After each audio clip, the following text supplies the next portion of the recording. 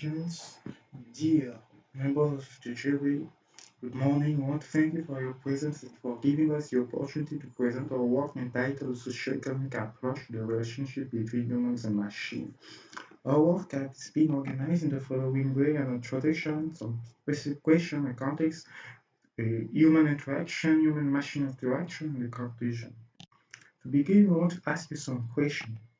Does creative destruction mean anything to you? Does creative destruction apply to logistics mean anything to you? Why should we talk about destruction and creation when we could have a collaboration and cooperation between machines and humans?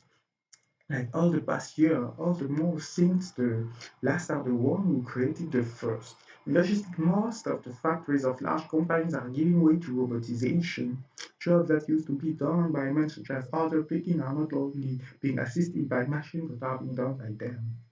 As a result, we talk about destruction, which means machines are replacing man. In the era of cloud computing, artificial intelligence, and Industry 4.0, these things are becoming more and more evident. According to the report of the World Economic Forum in May 2023, almost 83 million jobs will be lost by 2027, while 69 million jobs will be created. The difference leads us to a decrease of 40 million jobs. We believe in the collaboration, the coexistence of men and machine. That's why our theoretical research goes in this direction. We focus in the interaction that occur in the internal logistic in order to introduce a theoretical framework that supports this interaction and our collaborative vision of the work done by man and machine. To answer this question, we begin by introducing the context of our research, which is intra-organizational logistics, in order to bring out the interactions review. To do so, we use SIM to assert the idea that within an organization there are two types of interaction. Firstly, the human interaction, which are represented by the social part of SIM, and the human-machine interaction, which represent the investment that organizations make in machine in order to improve the performance, resilience, growth, and profit. In all this, we want to emphasize the coexistence of the two elements. The context is also a part which allows us to come back to the emergence of logistics in companies.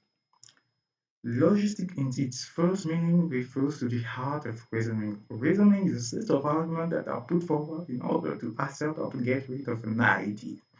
In this respect, logistics was similar to logic, mathematical logic according to Liev.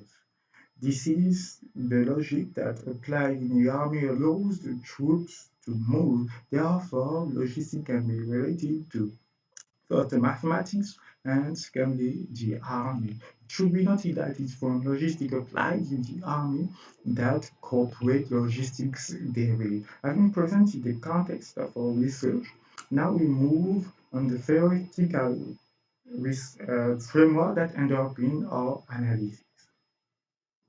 We talk about human interaction in logistics because people are at the heart of every management philosophy. Management philosophy is a process which follows a precise and concise logic.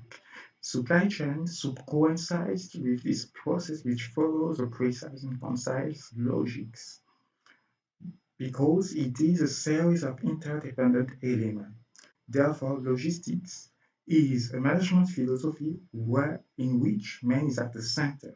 Consequently, we cannot talk about logistics without talking about man because it is man who designs logistics, it is man who executes it, and it is man who controls it. Logistics depends on the action of man. It is sensitive to the behavior of the latter. The, in this workspace, the individual interacting is faces the other individual interacting for the common good of the company. We choose SIM because our knowledge has never been applied to the logistic in the Moroccan context. It will be a great opportunity to see to what extent it can represent organizational reality. The socio-economic approach to management was born in the 70s from the work of Rhizlane and Steevenne. It places the human dimension at the heart of economic and social activity. The social part of SIM we talk about interindividual cooperation. This cooperation is based on complementary skills combined with consultation and coordination between people and groups. Sustainable cooperation between the members of an organization is necessary to achieve organizational performance. Therefore, it will be interesting to see how this aspect of organization can influence logistics performance. I think presenting the human interaction by first discussing the need to talk about them and justifying the choice of scene, we have presenting the social part of this approach. Now we move onto the human-machine interactions. We talk about human-machine interaction in logistics because the transition from integrated logistics to collaborative logistics would not have been possible without the use of ICT. In fact, it is this use and development of technology that has made supply chain management a viable option. In other words, it has facilitated the collaboration between the actors in the chain. Today, ICT are once again used extensively in logistics, contributing significantly to logistics performance. When we talk about human and machine interaction, the scientific literature suggests to us two visions of the world, namely anthropocentrism and technocentrism. The choice between the two leads us to consider social determinism and technological determinism. The socio-economic approach to management is closer to the anthropocentric view of the world because, as we said earlier, it puts men at the center of the economy. It considers the human potential as the only factor that can create value for the company.